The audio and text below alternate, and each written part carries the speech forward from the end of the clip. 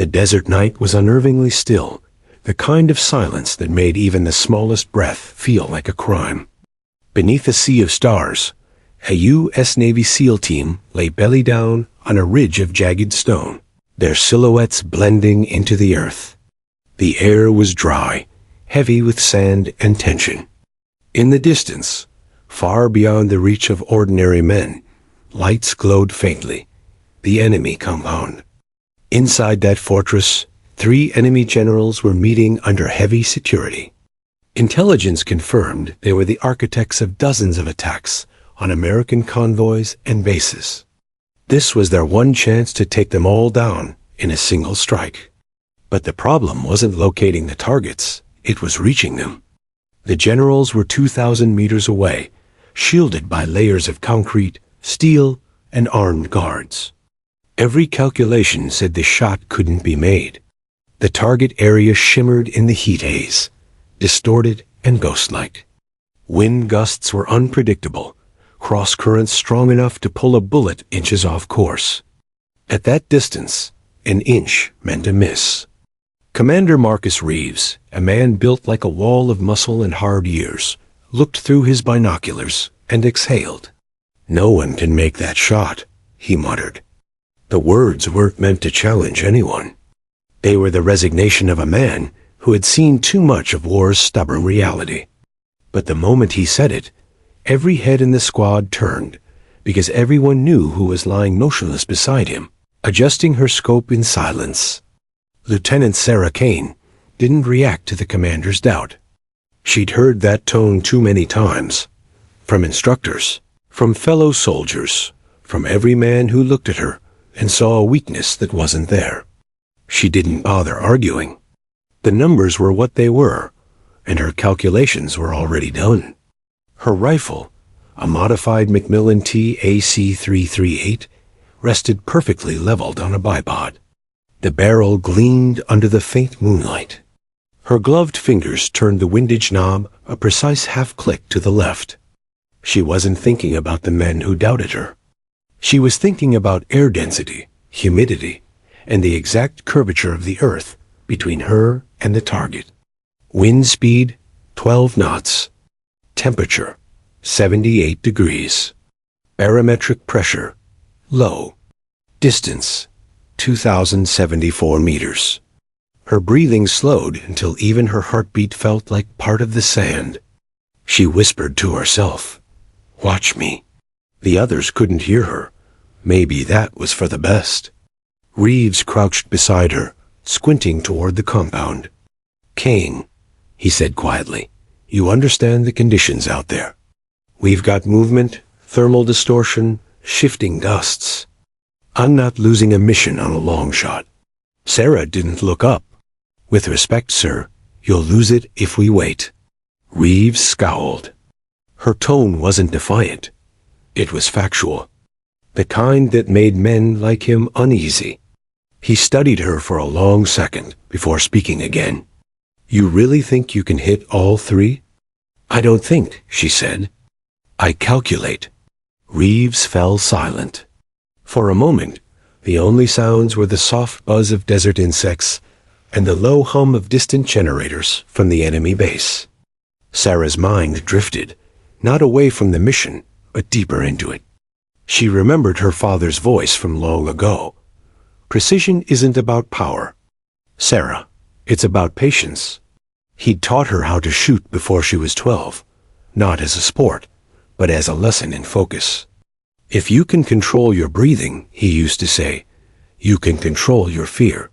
That memory flickered across her mind as she sighted through her scope.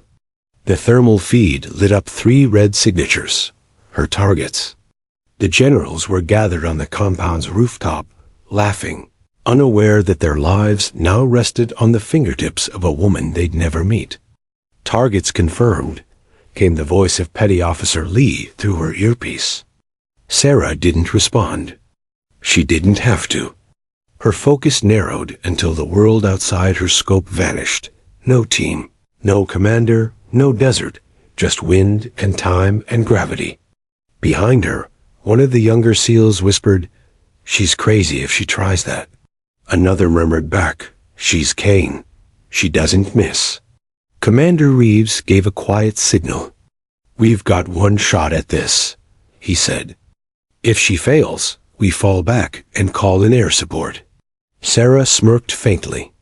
"You won't need to." Reeves didn't reply, but for the first time that night, he felt something unfamiliar stir, the faintest twinge of belief. She steadied her rifle and inhaled deeply. Through the scope, the general's heat signatures flickered. She marked the first, the one on the far left, then the second, then the third. The rangefinder blinked green. She had them all. But the wind shifted. A low, unpredictable gust rippled across the dunes. Sarah paused, eyes narrowing. The difference between success and failure wasn't luck. It was discipline. She waited. Her team grew tense behind her, counting seconds that felt like hours. "Wind's stabilizing," she murmured. "Angle correction. 0.05 east." Reeves' voice came low, hesitant. "You're going to take the shot?" Sarah's answer was calm. "Sir, I already have." The words confused him for half a second, until she fired. The first shot broke the silence like lightning. The sound echoed through the valley, swallowed by distance before anyone could flinch. 2 seconds later, the second shot. Then a third. 3 bullets, 3 breaths. The team froze. Even Reeves stopped moving. They waited, eyes fixed on the glowing thermal feed. One by one, the red signatures fell, left, center, right, collapsing almost simultaneously. For a heartbeat, no one spoke. The night was still again. Then Lee's voice came through, trembling. 3 down. Confirmed kills.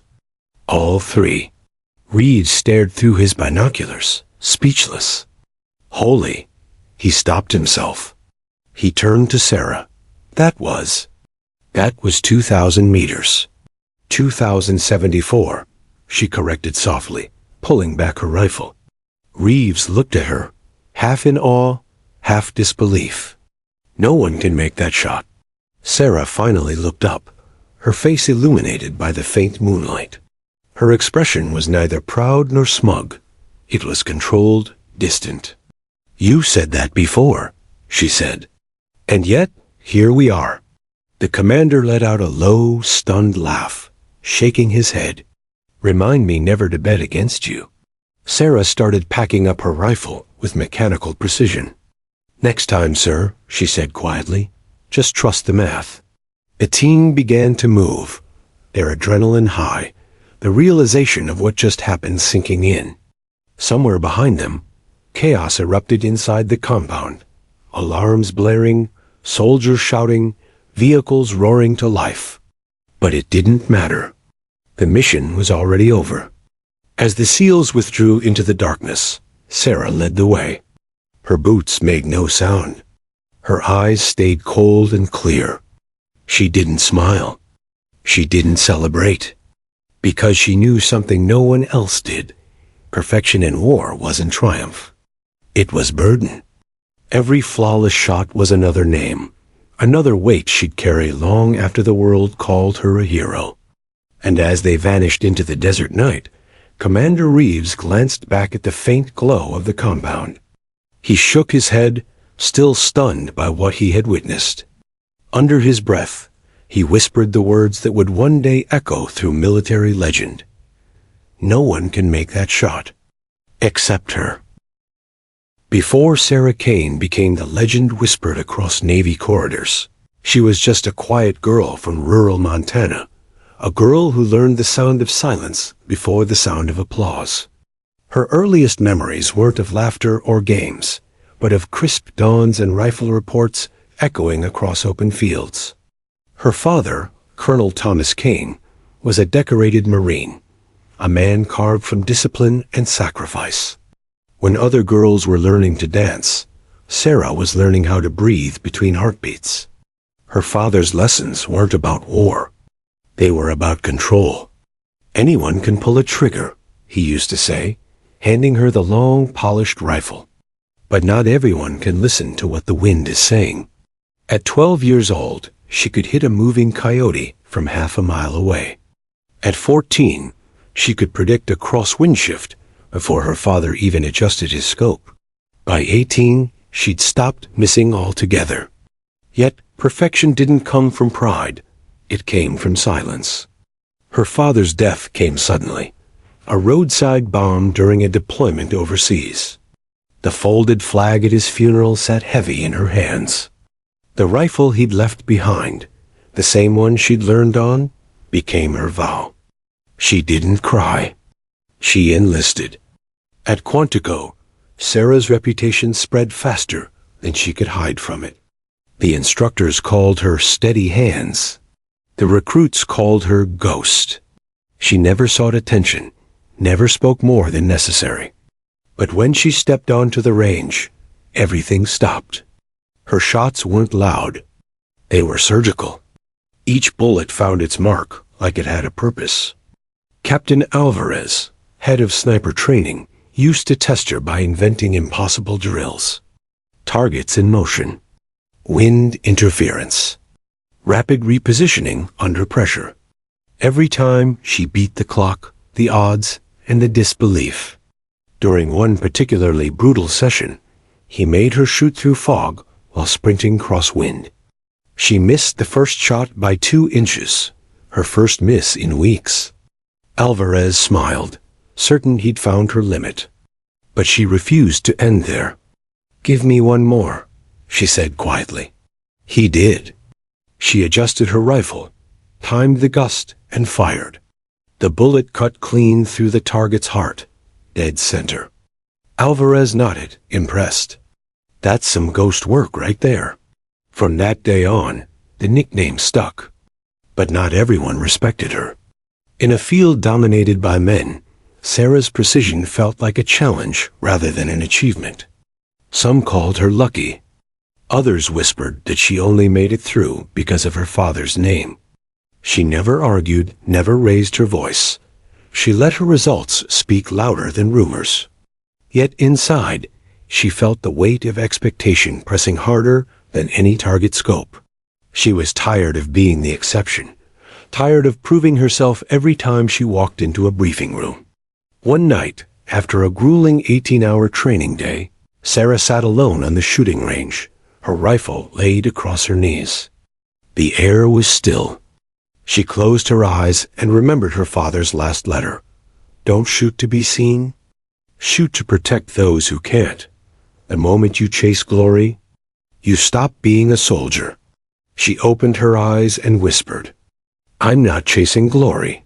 She fired one shot into the dark, a silent promise to herself. Her excellence didn't go unnoticed. When she transferred to the Naval Special Warfare Training Center, her record turned heads. Commander Reeves, then a senior field instructor, reviewed her file with a skeptical frown. "Never missed?" he asked, glancing at the dossier. "Everyone misses." The officer beside him shrugged. "Not her." Reeves chuckled dryly. "Then she hasn't been tested hard enough." He made it his mission to push her to the edge. Grueling marshes, sleepless nights, impossible conditions. He assigned her to reconnaissance exercises that would break most soldiers, but she never cracked. On the 5th day of survival training, during a simulated mission in the Mojave, Reeves found her sitting in the sand, assembling her rifle blindfolded under the moonlight. "You're wasting energy," he said, folding his arms. "I'm memorizing the feel," she replied without looking up. "So I don't need light when it matters."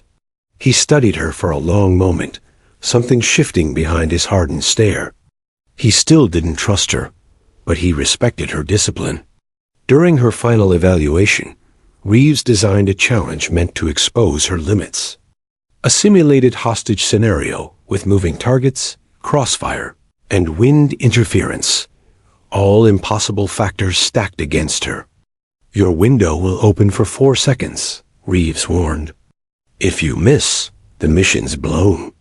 "You ready for that pressure?" Sarah just nodded. As the clock began, The wind gusted hard enough to shake the leaves. Most snipers would have waited for the lull. Sarah didn't.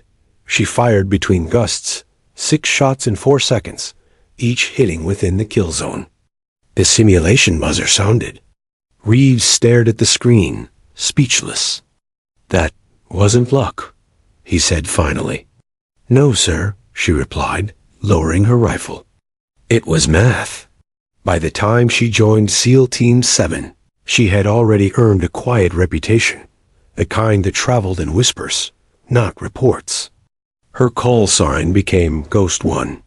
She never talked much during missions. She didn't joke or brag. But when she spoke, people listened. One teammate, Petty Officer Lee, once said, "When she's on the rifle, it feels like we're invisible. Like death itself went quiet." That reputation cut both ways. Some admired her. Others resented her.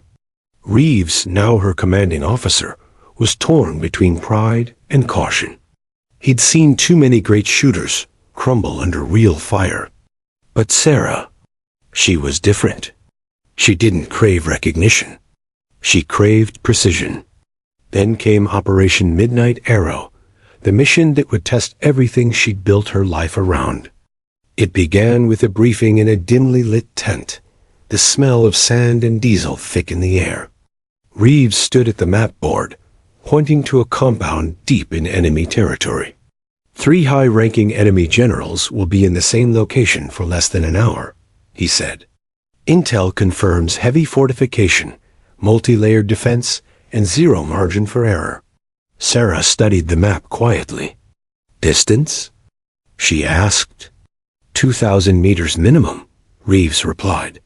"Winds unpredictable. We'll have one window." The other SEALs exchanged uneasy glances. Even for elite marksmen, a double target at that distance was fantasy, let alone 3. Reeves looked straight at her. "I'm assigning you Overwatch, Kane, but if the wind shifts, we abort. No cowboy shots." Sarah gave a single nod. "Understood?" But as she turned away from the table, her mind was already calculating wind drift, bullet drop, and angle correction. To her, the challenge wasn't impossible, just unsolved. That night, as the team prepped their gear, Lee approached her, half grinning. "You really think you can make that shot?" Sarah looked up from cleaning her rifle. "I don't think," she said. "I know." Her tone wasn't arrogance. It was fact. Reeves overheard from across the tent and shook his head. "No one can make that shot," he muttered. Sarah didn't answer. She just kept cleaning the barrel, methodical, patient, unshakable. The same way she had trained all her life. When dawn came, the team boarded the Black Hawk in silence. As the rotors roared and the desert stretched endlessly beneath them, Reeves caught a glimpse of her through the haze. Calm, eyes closed, breathing in rhythm with the hum of the blades. He thought of her nickname, the Ghost, and as the helicopter descended into enemy territory, Reeves found himself wondering for the first time if maybe, just maybe, the stories were true. The desert looked endless from above, a vast ocean of shifting dunes under a thin silver moon. The helicopter's rotors beat rhythm into the night air, echoing across miles of emptiness. Inside, the SEAL team sat silent, each man lost in his own thoughts, their faces hidden behind night vision goggles and grit. Lieutenant Sarah Kane sat near the rear hatch, her rifle case resting across her knees. The soft red light inside the Black Hawk washed over her face, highlighting the calm in her eyes. She wasn't nervous. She was calculating. Every second of flight time was another chance to rehearse the math. Distance, wind shear, temperature drop, shot trajectory. Commander Reeves stood by the cockpit, his eyes locked on the GPS feed. "ETA 3 minutes, he called out. "Remember, we're not engaging unless absolutely necessary. In and out. Ghost protocol." The team nodded. No one questioned his orders. They were professionals, trained for impossible odds. But tonight felt different. Every man in that chopper knew their mission relied on one shot. One sniper. And that sniper was Sarah King. The helicopter descended sharply, dust spiraling beneath it as it touched down behind a ridge of jagged rocks. The SEALs disembarked swiftly, boots crunching against sand and gravel. Within seconds, the bird was gone, swallowed by the night. "Move out," Reeves whispered. They moved like shadows, silent, coordinated, invisible. Sarah followed close behind, carrying her rifle, her gear bag, and the weight of 1,000 unspoken expectations. The night air was thin and cold. The only sound came from the soft hiss of sand shifting under their boots. They advanced through a narrow valley, using darkness as their shield. The moonlight shimmered off the rocks, like faint ghosts watching them pass. After 20 minutes of silent movement, Reeves raised his hand, "Halt." They crouched low. Ahead, the faint outline of the enemy compound came into view. Through her thermal binoculars, Sarah saw the glow of human heat signatures. Dozens of guards patrolling the perimeter, sentry towers at every corner, vehicles parked near the main gate. Beyond it, the central building stood tall and fortified. Inside, 3 distinct heat spots pulsed near the upper floor, their targets. 2,070 meters, she whispered. Winds shifting northwest. Reeves crawled up beside her, scanning through his scope. "We can't get closer without alerting patrols. This is your nest, Kane. Can you make it work?" Sarah's lips pressed into a faint line. "I'll make it work." She removed her pack and began assembling her rifle piece by piece, each motion deliberate, controlled. The team fanned out, setting up a defensive perimeter. Every soldier had their role, covering angles, watching for movement, securing retreat routes. But all of them knew the real show was happening behind that sniper scope. The wind picked up, cold and uneven. The sand stung their faces. Sarah adjusted her scope, fine-tuning for the erratic gusts. Through the lens, she could see small distortions, mirage waves bending the horizon. Her breathing slowed, syncing with the pulse in her fingertips. 3 targets, she whispered into comms. Top floor, balcony, left to right formation. Time to window, 4 minutes. Reeves crouched nearby, nodding. Team Bravo's ready to extract once the shot's confirmed. "But if this goes wrong?" "It won't," she said flatly. He exhaled. "You're something else, Kane. Just math, sir." Reeves smirked faintly, but said nothing more. The minutes crawled by, heavy with stillness.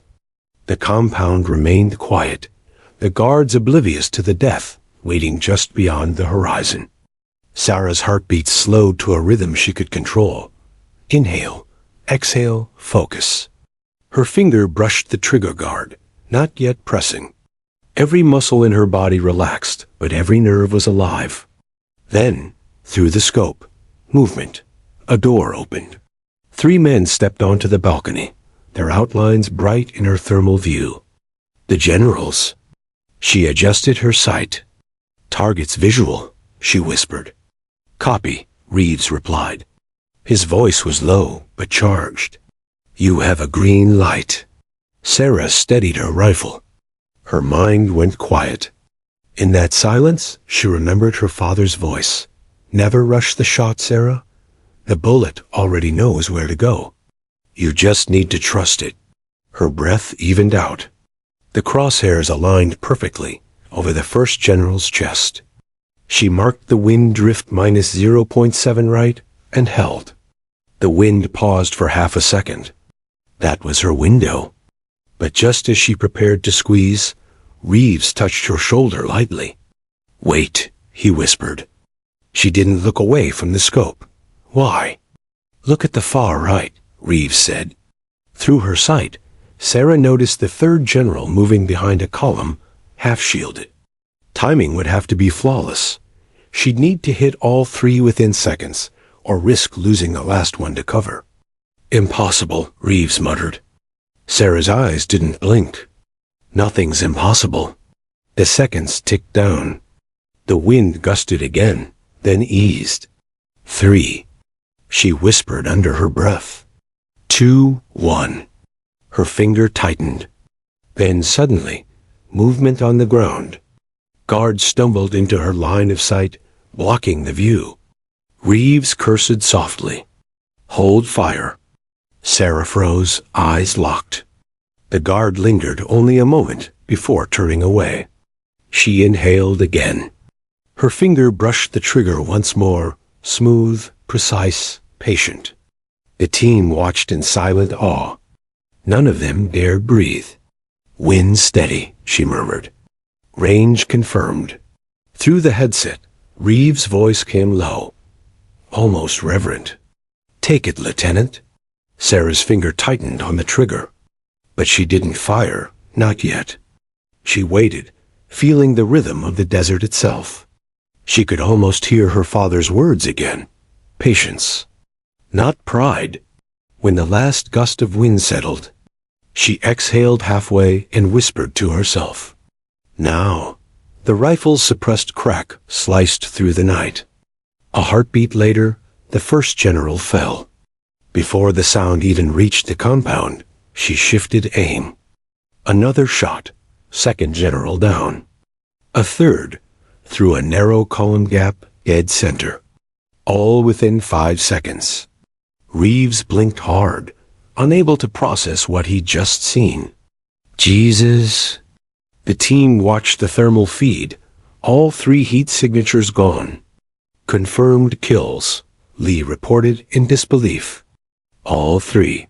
For a brief, silent moment, no one moved. Then the sound of chaos erupted in the compound below. Sirens shouting, vehicles scrambling. Reeves turned to Sarah. We've got to move now. She nodded, already disassembling her rifle. Movement swift and methodical. 30 seconds to move, she said calmly. Team Bravo, we're done here, Reeves called into comms. Extraction point Bravo Delta. The team began retreating down the ridge, each soldier covering the other. Bullets began to crack in the distance, blind shots from the panicked enemy below. Sarah stayed behind just long enough to fire 2 cover shots, forcing the enemy to take shelter. Then she followed, sprinting silently through the shadows. Behind them, the compound erupted into full-blown panic. Fires, alarms, confusion. By the time enemy patrols reached the ridge, the SEALs were already gone, swallowed once again by the desert that had birthed them. An hour later, the team regrouped at their extraction point, a dry riverbed miles from the target zone. The helicopter's rotors chopped through the darkness as it descended. As they loaded in, Reeves turned to Sarah. For once, his face wasn't carved from doubt, but awe. No one could have made that shot, he said, shaking his head. Sarah strapped in her rifle and met his eyes briefly. You said that before, sir. He chuckled, the disbelief still lingering in his voice. Yeah, I did. The chopper lifted into the sky, leaving the burning compound far behind. Sarah leaned her head back against the metal wall, eyes half closed. To the others, she looked calm, victorious. But inside, she felt the familiar weight pressing against her chest. The mission was perfect, the kills confirmed, but the perfection itself never felt like triumph. It felt like gravity. And as the stars blurred outside the window, she whispered to herself, not for glory, not for validation, but for remembrance. Precision is patience. The desert was silent again, except for the rhythmic thump of rotor blades fading into the distance. The team sat inside the Black Hawk, sweat mixing with dust, exhaustion mixing with awe. No one spoke. Every man on board knew they had just witnessed something extraordinary, something that would be talked about in whispers, if ever at all. Lieutenant Sarah Kane sat quietly, her rifle case between her knees, eyes lost in the black horizon through the small window. The adrenaline was fading, replaced by a strange calm. Not pride, not relief. Something colder, the familiar emptiness that always followed perfection. Commander Reeves finally broke the silence. "You made 3 confirmed kills in under 5 seconds, he said, voice low but heavy. At over 2,000 meters. That's not supposed to be possible." Sarah didn't look at him. "It wasn't supposed to be," she replied softly. The rest of the team chuckled quietly, half admiration, half disbelief. Sergeant Lee leaned forward. "Ma'am, I swear, I've seen every sniper in the Navy. But that was like something out of a damn movie." Reeves grunted. "Don't talk about it. Not a word leaves this bird. This op never happened. Understood?" "Yes, sir," the team echoed in unison. As they touched down at the forward operating base, dawn was just beginning to bleed across the horizon. The light turned the sand into molten gold, but the camp still felt cold. Soldiers moved briskly. Vehicles hummed, radios crackled, the routine rhythm of war. Inside the debriefing tent, Reeves and Sarah faced a panel of intelligence officers and mission analysts. A giant monitor flickered with drone footage, grainy, black and white images of the compound before and after the strike. 3 high-ranking enemy generals, one of the analysts said, tapping his pen. All neutralized simultaneously. 0 collateral. No friendly casualties. "We've reviewed the ballistics. The math doesn't even make sense." Reeves smirked faintly. "Then you need a new calculator." The analyst frowned. "Lieutenant Kane, can you explain your methodology?" "At that range, a margin of error is 0.8 inches, Sarah interrupted. "I adjusted for it." The man blinked. "Adjusted? How did you—" "I used the ridge's thermal shadow to read the wind shift. It gave me the deviation angle," she replied, her tone clinical, detached. Reeves leaned back, watching her. There was something mesmerizing about how calmly she described it, like she was talking about a recipe, not ending lives. When the debrief ended, the analysts exchanged glances. One of them whispered something to the other, words Sarah didn't need to hear to understand. They'd just seen something that broke protocol, and possibly physics. As she left the tent, Reeves followed her out. "You know they're going to want to make a story out of this," he said. Sarah stopped walking. "They can't. It was black ops." "Doesn't matter. Stories have a way of leaking out." He looked at her for a long moment. "They'll call it a miracle. But I know better. That wasn't luck. That was—" He paused. "That was you." Sarah gave a faint, humorless smile. "And what does that make me, Commander?" Reeves hesitated, then said, "A legend." But legends, she knew, didn't sleep easy. By the time they returned to the States, the operation had already become an invisible rumor within the military's secret circles. Nobody spoke Sarah's name directly, but whispers traveled fast. The ghost sniper, they called her. The one who made the impossible shot. She was transferred to a secure base in Virginia, a temporary posting meant for debriefs and psychological evaluations. Officially, she was on leave. Unofficially, she was under quiet observation. The Pentagon wanted to study her technique, understand how one person could redefine the limits of precision warfare. Days turned into weeks. She spent most of her time at the shooting range, though no one dared to stand too close. Her shots were flawless, even in the wind, even blindfolded. She treated it like meditation, every bullet an exhale. But behind the discipline was a growing unease. Every night she replayed the moment in her mind, the 3 figures on the balcony, the pull of the trigger, the eerie stillness before the fall. It wasn't guilt exactly. It was something deeper, more complex. She had done her duty. But part of her wondered, had she crossed a line even soldiers weren't meant to cross? One evening, as she cleaned her rifle under the dim light of the barracks, Reeves entered quietly. He looked older than before, the kind of exhaustion only command can give. "Still can't sleep?" he asked. She didn't answer right away. "You ever think about them, sir? The ones we take down?" He sighed. "Every damn day. And it doesn't bother you?" "It used to," he admitted. "Now, it just reminds me that I'm still human." Sarah's hands paused on the rifle. "That's the problem," she whispered. "I don't feel human when I shoot like that." Reeves sat across from her. "That's because you're better than anyone else. But don't confuse precision with inhumanity, Kane. You're a soldier, not a machine." She looked at him, eyes sharp but weary.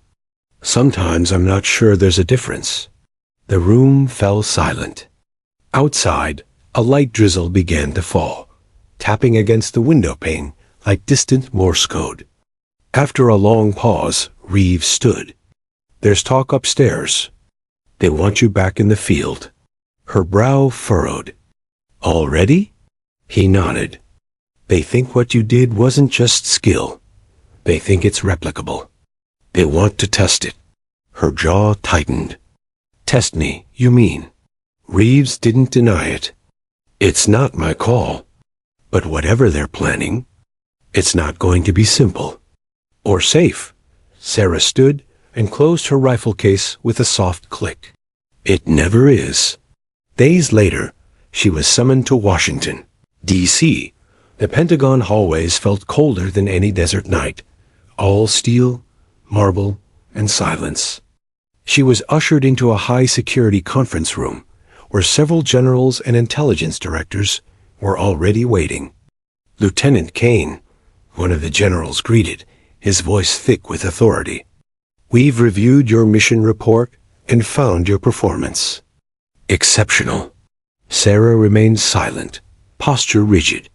The general continued, "We believe you possess a rare combination of instinct, mathematics, and discipline that can change how special operations are conducted.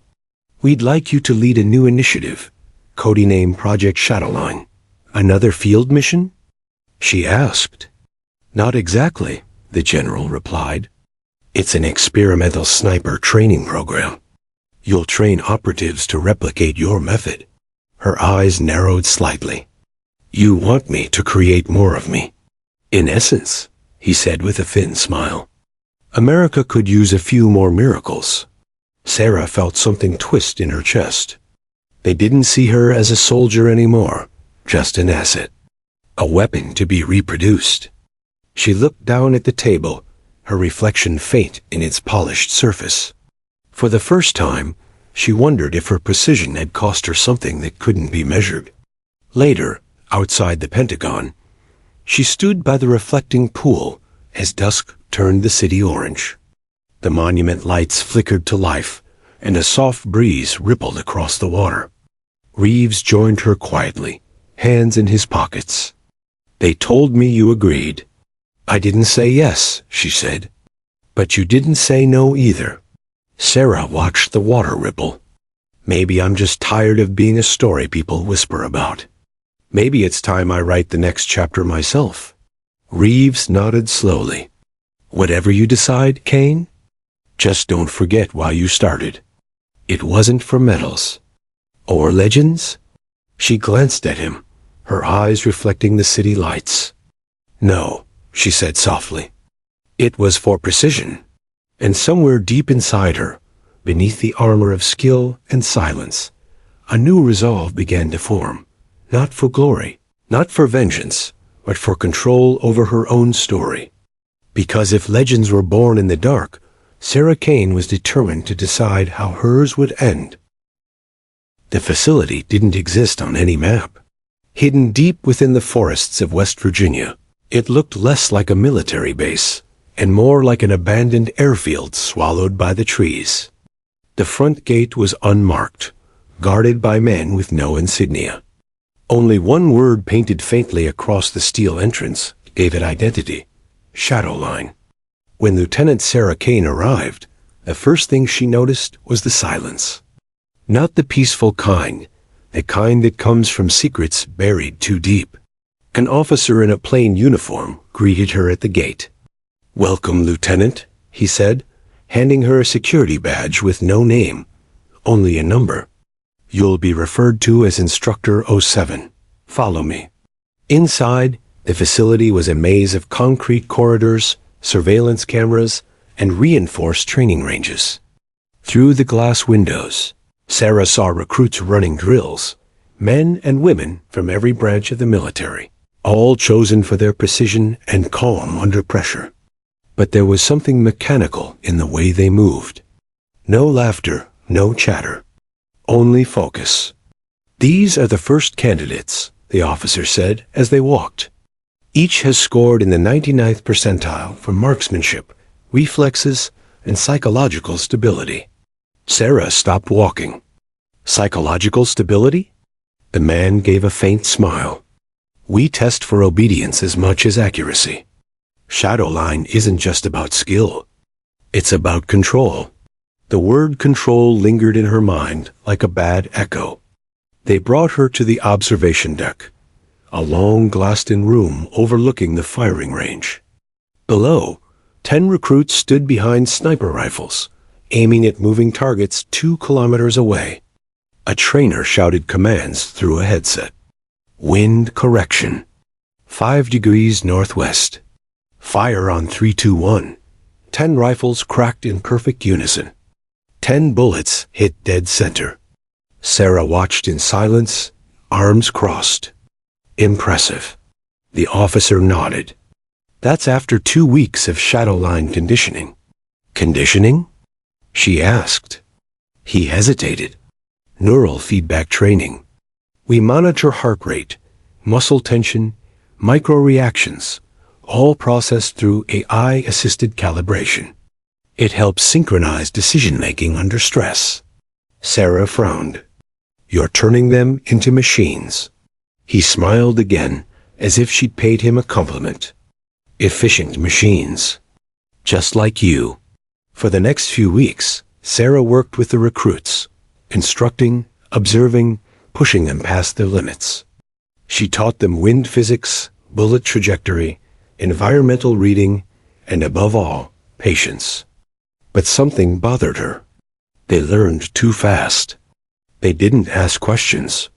When one recruit missed a shot, his pulse spiked, his breathing accelerated, and then suddenly, his body relaxed again, almost unnaturally. The monitors above the range flickered briefly, showing spikes of neural data. Sarah approached the technician. "What was that?" "Calibration feedback," he replied. "It corrects emotional deviation." She frowned. "By shocking their nervous system?" "It's more like a reset signal." Sarah said nothing, but a chill crawled down her spine. This wasn't training. This was programming.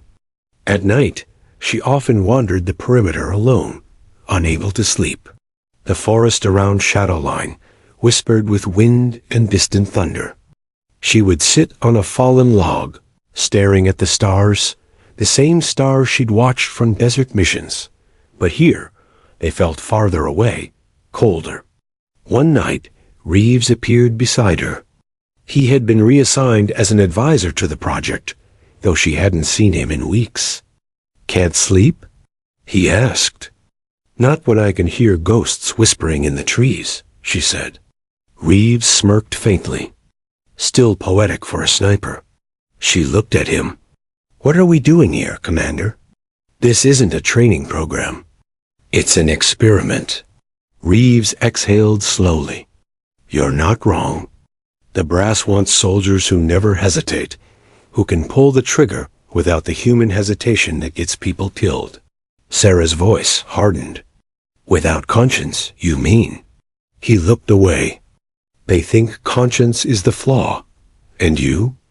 she asked. Reeves hesitated. "I think conscience is the reason we still matter." They sat in silence. Crickets chirped. The moon hung low, pale and watchful. Finally, Sarah said quietly, if they take the humanity out of killing, they'll lose control of what they've created. Reeves nodded. That's what I'm afraid of. Weeks passed. The recruit's performance became frighteningly precise. 1. A young Marine named Cole Andrews caught Sarah's attention. His instincts were razor-sharp, but his eyes were empty, like glass. During a night drill, Cole missed a target by less than an inch. Before Sarah could correct him, a senior tech rushed over, attaching electrodes to his neck. "What are you doing?" she demanded. "Neural feedback," the tech replied. "He needs correction. Stop." Her tone sliced through the air. The tech hesitated. "Orders from command." "I am command here," she said coldly. "Remove it." The man obeyed reluctantly, muttering something about interference. Sarah turned to Cole, who stared at her blankly. "Do you feel pain?" she asked softly. He blinked once, then twice, as if processing the question. "Pain slows efficiency," he said flatly. Sarah felt a knot tighten in her chest. "You're not a weapon, Cole. You're a soldier. There's a difference." He didn't respond. That night, she wrote a classified report for internal review, outlining ethical violations and unstable conditioning patterns within Shadowline. She knew it would anger the wrong people, but she couldn't stay silent. The next morning, the report was gone, deleted from the system. When she confronted the tech supervisor, he shrugged. Must have been a glitch. Sarah's stomach turned. No one wants this program to be questioned. A week later, during a demonstration for senior military officials, something went terribly wrong. 10 recruits stood ready to fire at synchronized moving targets. The observers watched from behind reinforced glass. Sarah stood with Reeves, tension simmering under her calm exterior. The command was given. Fire on 3, 2, 1. 10 shots cracked, 9 perfect hits. The 10th recruit, Cole Andrews, didn't fire. Instead, he turned slowly, mechanically, and aimed his rifle toward the observation deck. Sarah's eyes widened. "Cole, stand down." He didn't move. His breathing was steady, unnaturally so. "Security." Reeves barked. Before anyone could react, Cole pulled the trigger. The bullet struck the glass, didn't penetrate, but spider-webbed it with cracks. Guards rushed in, tackling him to the ground. He didn't resist. He didn't shout. He didn't even blink. Sarah knelt beside him, shouting over the chaos. "Cole, what did they do to you?" He turned his head slightly, his voice eerily calm. The target was reassigned. Her blood ran cold. Later, the official report said, equipment malfunction. But Sarah knew better. The conditioning had gone too far. They had stripped away not just emotion, but control. That night, she found Reeves in his office, staring at the shattered data monitor. "It's happening," she said. "They're breaking." Reeves nodded grimly. "And the higher-ups want to double down. They think the error came from you interfering." Sarah clenched her fists. "They're building soldiers who can't think, can't choose. That's not strength. That's suicide." He looked up, eyes heavy. "Then we need to make a choice before they do." Sarah met his gaze. "Shut it down." Reeves hesitated. "That'll make enemies. I've already made enough." Outside, thunder rumbled over the mountains, echoing like distant gunfire. Sarah turned toward the dark window. The reflection staring back wasn't the calm sniper anymore. It was something harder, colder, forged by regret and resolve. If Shadowline was a weapon, then she had become its conscience. And she would stop it, no matter what it cost. The rain came hard that night, hammering the glass walls of the Shadowline control room like 1,000 tiny bullets. Storms rarely reached this part of the West Virginia forest, but tonight, nature itself seemed restless, like the sky was warning them. Lieutenant Sarah Kane stood alone at the observation deck, her reflection ghosting in the window, watching lightning slice across the horizon. Down below, the firing range was dark, silent, the recruits confined to quarters after the incident. She could still hear Cole Andrews's voice in her head. Flat and mechanical, the target was reassigned. Those 4 words haunted her. Because in the cold, logical world of Shadowline, target reassigned didn't mean malfunction. It meant command override. Someone, somewhere, had taken control of a human mind and used it like a remote weapon. The storm rumbled again. Footsteps echoed behind her. Reeves entered, his uniform soaked, a file folder clutched under his arm. "You weren't followed?" she asked quietly. He shook his head. "Not this time. But they're watching everyone now. Even me." Sarah turned to face him, eyes sharp under the flickering lights. "You said you had proof." Reeves placed the folder on the table and opened it. Inside were photographs, classified memos, and a digital tablet with restricted access codes. "This," he said, tapping the tablet, "is Shadowline's neural interface blueprint. They're not just training snipers, they're mapping neural pathways for remote synchronization." Sarah frowned. "Meaning what?" "Meaning they can hijack decision-making mid-operation. Override conscience, trigger reflex fire, erase hesitation, all through remote neural links." She stared at the tablet, the words sinking like stones. "They're creating soldiers who can kill without ever deciding to." Reeves nodded grimly. "Exactly. You were their model, Kane. Every biometric, every shot you ever took, they used it as a baseline." For a long moment, neither spoke. The storm outside roared louder, shaking the glass. Sarah finally said, her voice low, "So that's what they meant by replicating me?" Reeves hesitated. "There's more." He pulled out a printed document, a classified order stamped with the Department of Defense insignia. Her name was on it. Subject 07, Field Termination and Data Transfer. Her blood ran cold. "Termination? They think you're a liability," he said. "Your report last week triggered a security review. They're afraid you'll expose them." Sarah's hands clenched. "So their solution is to erase me." Reeves's jaw tightened. "Not if we move first." He spread out a satellite map of the facility. "There's an underground data core, Sector Delta. It holds every Shadowline algorithm, every recruit's neural profile, including yours. If we can extract that data, we can expose the project." Sarah studied the map. "And then what?" "The second we upload anything, we'll be ghosts." Reeves looked her in the eye. "We already are." The storm masked their movement. While most of the staff were confined indoors, Sarah and Reeves slipped through the dim corridors, dressed in black fatigues, ID badges disabled. Lightning flashed through the skylights, giving the halls a strobe-lit tension. As they reached the service elevator, Sarah whispered, "Security feed?" "Looped for 15 minutes, Reeves replied, typing into his handheld terminal.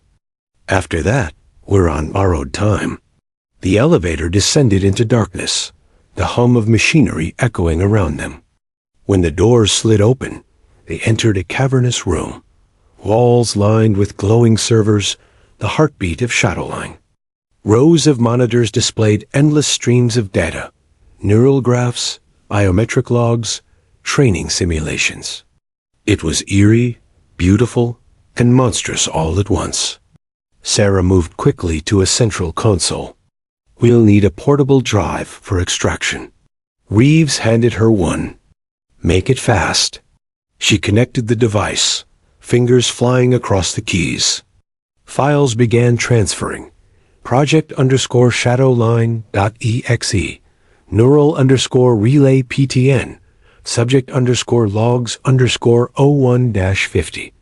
Then, suddenly, alarms blared. Reeves cursed. They found us early. Security lights turned red, washing the room in crimson. Over the intercom, a cold mechanical voice echoed. Unauthorized data access detected. Lockdown initiated. Metal shutters slammed over the exits. Sarah yanked the drive free -78% complete. We can't wait. We need to move. Reeves grabbed his sidearm. There's a maintenance shaft behind the west panel. Go.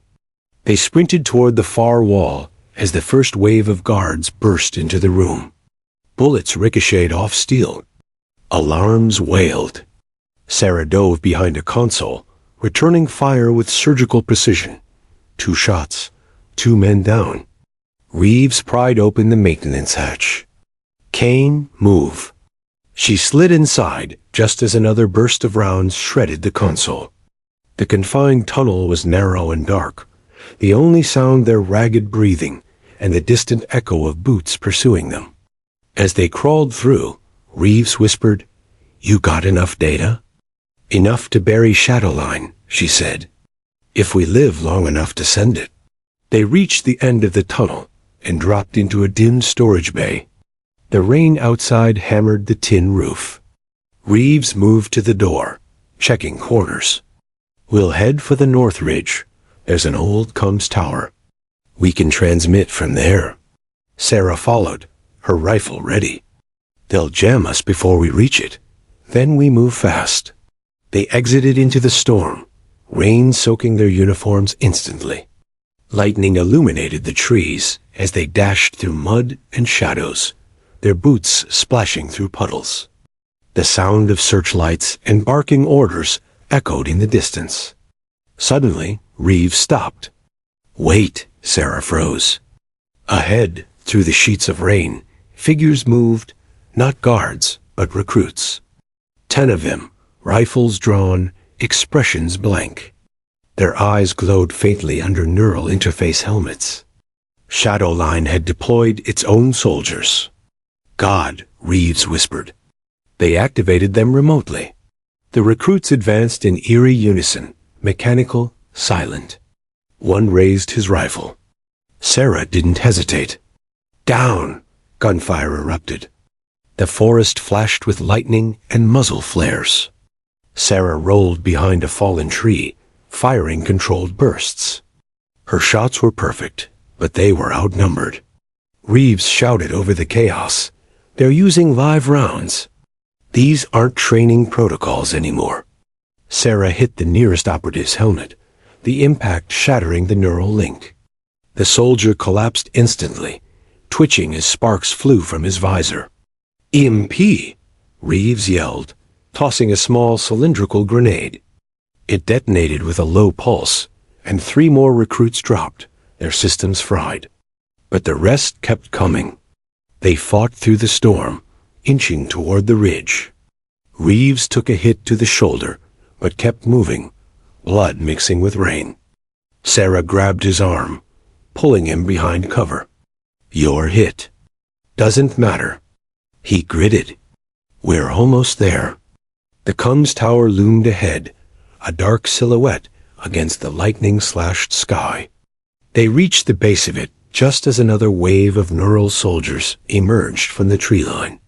Sarah climbed the ladder with the data drive, clutched to her vest, bullets sparking off the metal below. Reeves stayed behind, covering her ascent with precise, measured fire. When she reached the top, wind nearly threw her off balance. She connected the drive to the transmitter, rain soaking the panel. Come on. A loading bar blinked to life, transmitting data. 12%, 27%, 48%. Below, Reeves fired until his last clip ran dry. He shouted up through the storm, "You better make that shot count, Kane."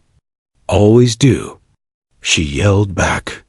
64%, 89%. A bullet struck the control box. Sparks exploded, and the system froze at 96%. "No," she cried, slamming her fist on the panel. Then she heard Reeves shouting, not in command, but in warning. "Sarah, behind you." She spun. A recruit had climbed the ladder, rifle raised.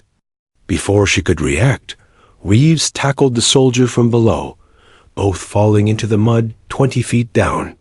Sarah screamed, "Reeves!" But the wind swallowed her voice.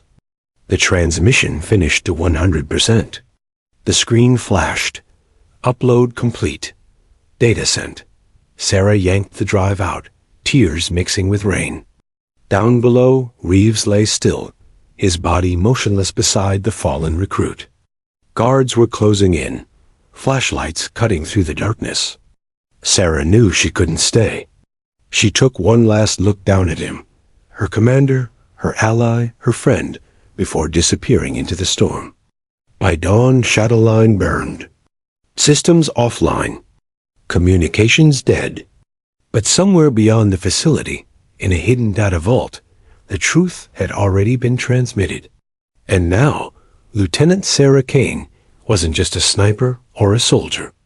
She was a fugitive, the only person alive who knew the cost of perfection. The forest was silent after the storm, a silence heavy enough to choke on. Smoke rose in thin, black ribbons from what was left of Shadowline. The air smelled of gunpowder, rain, and burned steel. Sarah Kane moved through the mist like a wraith, wounded, exhausted, but alive. Every step sent a jolt of pain up her right leg, but she didn't stop. Not yet. She had less than an hour before the government realized what she'd done. The data drive pressed against her ribs, tucked inside a waterproof pouch beneath her vest. That tiny piece of metal now held the truth. Every crime, every experiment, every name. It was enough to destroy generals and presidents alike. And it was also a death sentence for whoever carried it. She stumbled onto an old logging road, her boots sinking into the mud. Dawn was just beginning to rise, pale gray light cutting through the fog. For a moment, she allowed herself to breathe. Then she heard it, the low hum of rotors. A drone. Sarah dove into the ditch, pulling a camo tarp from her pack and covering herself. The drone passed overhead, its sensors sweeping the ground. She stayed still, counting the seconds in her head. When it was gone, she pushed herself up, jaw clenched. "They're already searching," she muttered. She needed to disappear, and she knew exactly where to go. By midday, she reached the outskirts of a forgotten mining town, Coldwater Ridge. Population, 50, maybe less. The kind of place where no one asked questions, because everyone had their own ghosts. She limped toward an old auto garage on the edge of town. The sign above the door read Miller's Repairs, but the paint was faded, half the letters missing. Inside, the smell of oil and rust filled the air. A man in his 60s looked up from under a truck hood. "Well, I'll be damned," he said slowly. "Haven't seen a face like yours around here in a long time. Need a place to fix something," she said. "And a place to lie low." The man studied her, the tactical wear, the blood on her sleeve, the exhaustion in her eyes. "You military?" "Used to be," she replied. "Now I'm just tired." He nodded once. "Name's Miller. Tools are yours. You look like you've had one hell of a night." Sarah gave a faint smile. "You could say that." While she pretended to work on her gear, Miller brought her coffee and a towel. She used his satellite radio to scan for transmissions and froze when she heard the broadcast. Breaking news. Lieutenant Sarah Kane, former U.S. Navy SEAL and Shadowline program operative, has been declared a fugitive after the destruction of a classified training facility in West Virginia. Sources say she may be armed, unstable, and responsible for the deaths of multiple officers. Her stomach twisted. They'd done it, turned her into the enemy. A nationwide manhunt is underway, the anchor continued. Authorities urge the public not to approach her under any circumstances. Miller whistled low. That you? Sarah didn't answer, just stared at the radio with cold eyes. Listen, Miller said quietly. I don't know what you did. Don't care either. But I can tell when someone's being hunted for the wrong reasons. He walked to the counter and pulled out a small metal box.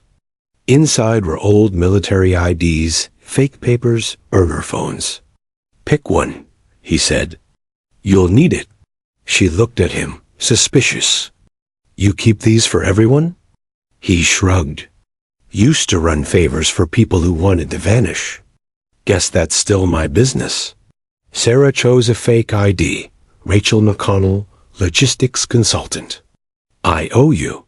You can pay me back by not bringing hell down on my doorstep, he said. There's a freight train leaving from the junction at dusk. It'll take you west. Don't miss it. She nodded. I won't. Hours later, Sarah sat in the back of a rusted pickup as the sun dipped behind the hills.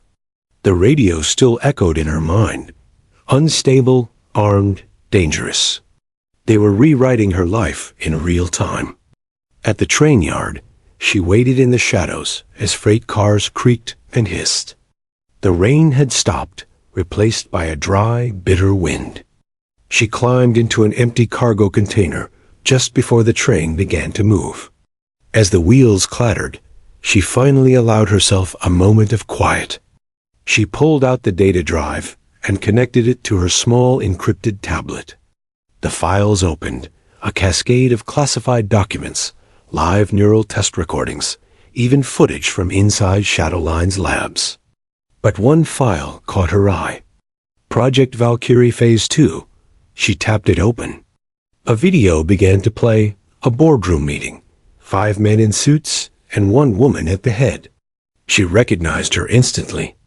General Cassandra Voss, the same general who had recruited her 3 years ago. Phase 2 will eliminate human variables entirely, Voss said in the video. We're developing drone soldier hybrids using neural profiles from elite operators, starting with Subject 07. Sarah froze. Subject 07. That was her code. She watched as Voss continued, calm and cold. Lieutenant Kane's psychological pattern is the perfect foundation. But her loyalty is no longer guaranteed. Once data transfer is complete, she'd be removed from the equation. Removed, Sarah whispered. You planned this from the start. The truth hit her like a sniper round. She wasn't just part of Shadowline. She was Shadowline. Her mind, her reflexes, her instincts, all cloned, digitized, weaponized. She shut the tablet, fury building in her chest. The train thundered west, carrying her deeper into exile. Days turned into weeks. Sarah moved like a ghost, hitching rides, sleeping under bridges, changing faces and identities as often as the moon. Every time she turned on a news feed, she saw her own face staring back, labeled traitor in bold red letters. But she also began to notice something else, whispers across dark channels. Encrypted networks were sharing fragments of the Shadowline data. Someone else had received the transmission, and they were helping her. One night, while resting in a derelict motel outside Kansas, her tablet beeped. A message appeared. You're not alone. We saw what they did. Meet us in New Mexico. The truth isn't buried. It's waiting. Ghostwire Sarah's instincts told her it was a trap. But the soldier in her, the one who refused to run forever, knew she had to see it through. She packed her things, checked her weapon, and looked into the cracked mirror. The woman staring back wasn't the same sniper who once took orders without question. Her eyes were colder, but her purpose was clearer. They wanted to erase me, she murmured. Now I'll erase them. 3 nights later, deep in the deserts of New Mexico, she reached an abandoned airfield. A single hangar stood against the wind, its doors half open. Inside, faint lights flickered. She raised her rifle, scanning the shadows. "Ghostwire?" A voice answered from the darkness. "Welcome back, Lieutenant Kane." A figure stepped forward, tall, sharp-eyed, wearing tactical black. Sarah's grip tightened. "You?" It was Cole Andrews, the sniper whose neural system had been remotely hijacked, the man she once trained. He smiled faintly. "Told you the program was bigger than both of us." Sarah's breath caught. "You're supposed to be dead." He held up a data chip. "They tried to kill me, but I learned how to disconnect." She stared at him, torn between relief and rage. "Then why help me?" "Because," he said quietly, "I saw what they turned us into. And I want revenge as much as you do." Behind him, screens flickered to life, dozens of faces appearing on the monitors. Ex-operatives, hackers, whistleblowers. Ghostwire wasn't a person. It was a network. And Sarah Kane had just found her army. She looked at Cole, her voice calm but dangerous. "Then let's finish what they started." The desert night was eerily calm, a stark contrast to the storm that had once marked the beginning of her fugitive life. Sarah Kane stood on a rocky outcrop overlooking the fortified compound in Nevada, the hidden nerve center of Shadowline's Phase 2 operations.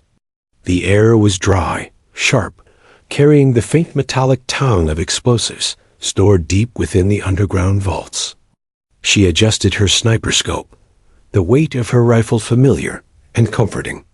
Beside her, Cole Andrews checked his rifle one last time, his movements deliberate, calm, human again, not the machine Shadowline had tried to create. "Everyone ready?" Sarah asked. Ghostwire operatives, hidden in the dunes and scrubland below, responded with silent gestures. No words were spoken. Communication flowed through encrypted headsets, each operative a ghost, moving in perfect synchronization. Reeves, recovered and patched up after the Shadowline attack, crouched behind a boulder. "Once we breach, it's a race. Voss will try to escape. She won't surrender." Sarah's eyes narrowed. "Then we make sure she doesn't get the chance." The infiltration began at precisely 2:15. Ghostwire. Operatives slipped into the compound's perimeter, disabling cameras and security sensors with precision electronic warfare tools. Sarah observed from her perch as they moved, shadows among shadows, ghosts striking at the heart of the system. Inside, General Cassandra Voss reviewed intelligence feeds, her office lights stark against the darkness. She didn't know Sarah Kane was back. A ghost returned to finish what the program had started. A monitor beeped. One of her operatives noticed movement at the perimeter. Before Voss could react, her communications were jammed. The AI-assisted neural link controlling Phase 2 had already been disabled by Ghostwire hackers. Panic flickered across her face. "Seal the exits," she shouted. "Do not let her escape." From the ridge, Sarah exhaled slowly. She keyed her headset. Phase 1 complete. Cole, move to interior vantage. Reeves, cover southwest exit. Cole nodded and disappeared into the shadows, navigating ventilation shafts mapped out weeks before. Reeves melted into cover, rifle raised, scanning for any sign of enemy resistance. Sarah adjusted her scope again. Her breathing was even, steady. Each detail mattered: wind, temperature, trajectory. Years of experience, sharpened by the pain and betrayal she had endured, made her every move precise. And then she saw him. Voss, armored and desperate, moving toward the inner vault, the very heart of Shadowline. "Target in sight," she whispered. Inside the vault, rows of servers hummed with stolen human consciousnesses, soldiers reduced to data, their skills and instincts harvested for Phase 2. Voss reached the control terminal, fingers flying over the interface. She thought she was safe. But Sarah had already calculated every variable, Distance, wind speed, ambient light refraction, bullet drop. She adjusted her scope by 3 minutes of arc, waiting for the perfect moment. Phase 2, she whispered, her finger caressing the trigger. Cole moved simultaneously, slipping through the ventilation shaft, taking down guards silently with precise, almost surgical strikes. Each movement synchronized, as though rehearsed in some eerie ballet of revenge. Voss glanced up, sensing something, but it was too late. Crack. The first shot hit, just above Voss's shoulder, shattering a support beam and throwing her off balance. She screamed, but instinct overrode panic. She dove for cover, trying to regain control of the neural interface. Second shot. This time, the bullet pierced the reinforced glass, separating her from the control panels. Sparks flew. Alarm screamed, but the system had already been compromised. Data streams were being copied to portable drives distributed among Ghostwire operatives. Phase 2 was exposed. Voss crawled to a side door, attempting to flee. Third shot. Dead center. The bullet hit its mark, and the general slumped. Silence followed. Absolute, suffocating. Sarah exhaled, lowering her rifle. For a moment, the world seemed to hold its breath.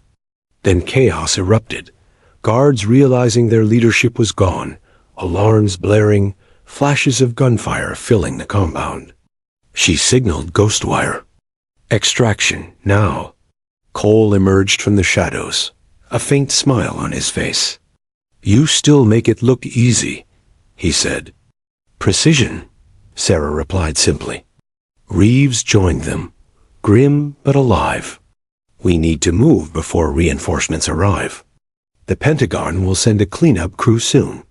They disappeared into the desert, moving as shadows again, leaving the ruined compound behind. Weeks later, the fallout was immense. Shadowline's files, now fully decrypted and released to international oversight committees, revealed the horrors of Phase 2 neural manipulation, psychological reprogramming, and unauthorized experiments on elite operatives. Sarah Kane's name was cleared, though her life as a Navy SEAL, as a soldier who followed orders, was effectively over. She was no longer a recruit, no longer a lieutenant. She was something else entirely, a legend forged in blood, betrayal, and bullets. She watched from a safe distance as investigations began, knowing that governments would quietly bury many of the details. But enough had surfaced to dismantle Shadowline permanently. Cole Andrews sat beside her, checking a small device that monitored rogue neural signatures. We did it, he said quietly. Sarah didn't smile. We did what needed to be done? That's enough. For the first time in months, she allowed herself a moment of stillness. The desert wind stirred around her, carrying memories of burned labs, the screams of controlled soldiers, and the phantom weight of every shot she had taken.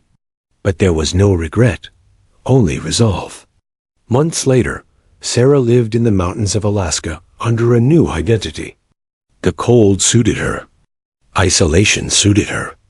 Every morning, she ran along snow-covered ridges, rifle in hand, practicing her aim. She wasn't preparing for war, not yet. She was preparing for life in a world that had tried to weaponize her. Ghostwire remained active, quietly monitoring threats born from Shadowline remnants. Cole had returned to the shadows as well, a silent guardian of the people they once were forced to become. And Sarah Kane?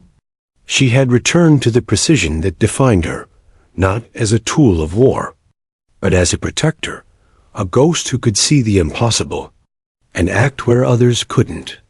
One night, as she sat atop a frozen ridge, the northern lights shimmering above, she whispered to herself, precision is patience, and patience is power.